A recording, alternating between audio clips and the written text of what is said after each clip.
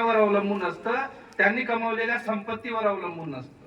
हे लक्षात ठेवायचं. जेवढे पालक आहेत त्यांनी त्यांच्या मुलांना ह्या मोकळ्या जागेमध्ये बसण्यासाठी आणण्याचा प्रयत्न करा.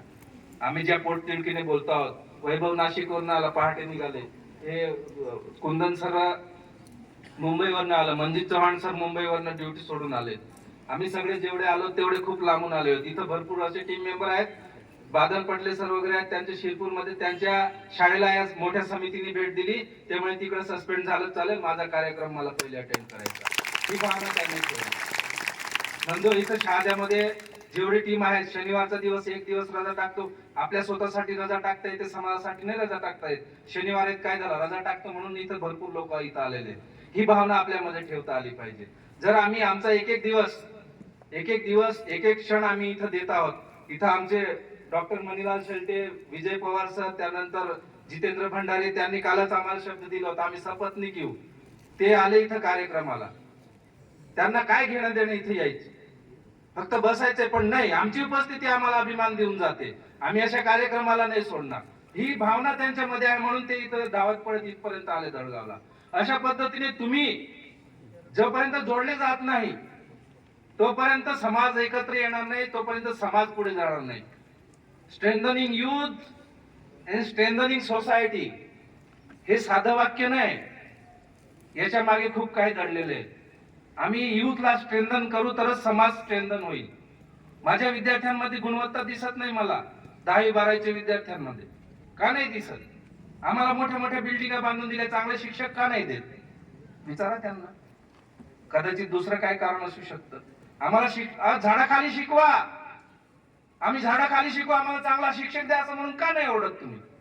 भाकर भेटली नाही म्हणून ओरडता, स्कॉलरशिप पडली नाही म्हणून ओरडता, पुस्तक नाही भेटलं म्हणून का नाही मोर्चा पाहायला भेटत आम्हाला? शिक्षक नाही म्हणून का नाही मोर्चा पाहायला भेटत? करा काहीतरी.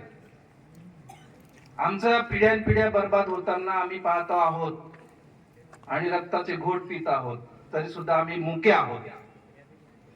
हे तुम्ही सगळ्यांनी, जे इथं आपण ज्यांना म्हणतो बुद्धिजीवी समाजाचे, त्यांनी विचार करायला पाहिजे की आपला समाज कुठल्या दिशेला चाललेला आहे. आम्हाला कोणावर टीका करायची नाही, पण जेवढा आमचा अधिकार आहे तो अधिकार आम्हाला मिळाला पाहिजे. आम्हाला दर्जेदार शिक्षण मिळालं पाहिजे, चांगलं शिक्षण मिळालं पाहिजे, क्वालिटी शिक्षण मिळालं पाहिजे. आम्हाला एक वेळ जेवायला नाही दिलं चालेल, पण आम्हाला चांगला गुरुजी द्या, ही भावना विद्यार्थ्यांमध्ये असली पाहिजे, त्या पालकांमध्ये असली पाहिजे. आणि जोपर्यंत अशा प्रकारचा विद्यार्थी घडत नाही, तुम्हाला माहिती नसेल, मी 12वीला असताना सर इथं नंदुरबारच्या हॉस्टेलला होतो, कोरिडोर हॉस्टेलला. 12वी म्हटलं तर बापरे, 12वी खूप मोठी गोष्ट असते. कॉलेज ज्या दिवशी सुरू होईल त्या दिवशी सायकल नाही, घरचं सामान सायकलवर. माझ्याकडे काही घरून जास्त खर्च आपल्याकडे नसायचा, पैसे वगैरे नसायचे. मग माझी कॉलेजला जाण्यासाठी सायकल होती. तो उन्हाळ्याच्या सुट्टीत 11वीला सायकलवर घरी येऊन गेलो, सायकलवर गाठोडं बांधलं. पहिल्याच दिवशी कॉलेजला जाण्यासाठी आदल्या दिवशी हॉस्टेलला पोहोचलो. तिथं वार्डन उभे होते. काय रे एवढ्या लवकर आला का? अजून 8 दिवस बाकी, कोणी आला नाही. सर मी काय करू, माझं कॉलेज सुरू झालं, मला यावं लागेल, मला कॉलेजला जायचंय.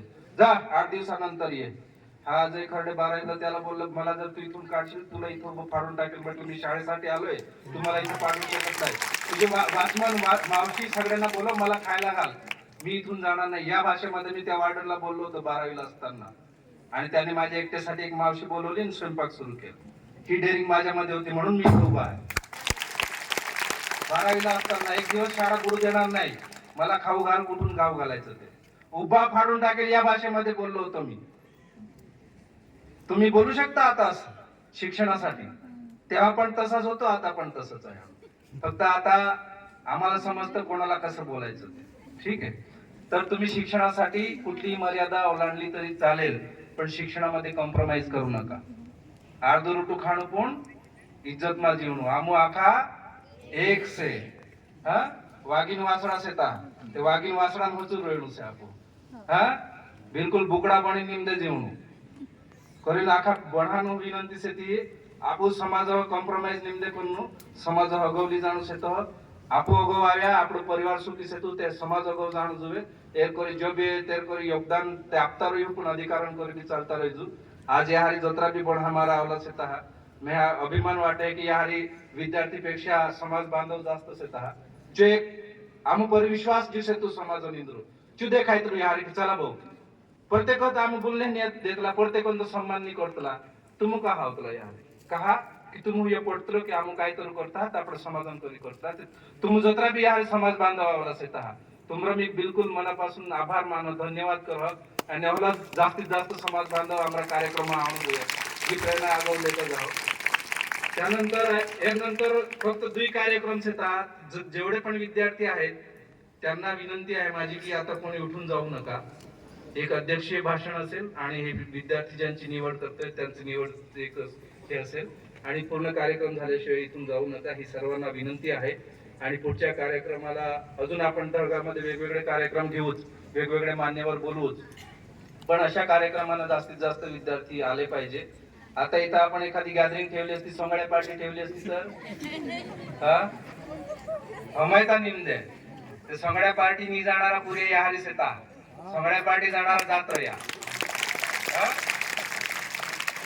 ठीक है त्याखा बोणा ज्या भी याहारी आवला सेता मा पाऊ एन पोई जेते ही आले त्या धन्यवाद केहून मान गोगा ही शब्द गोगा एक टाइम देतो त्या खातीर आयोजक भी आभार मानू थँक्यू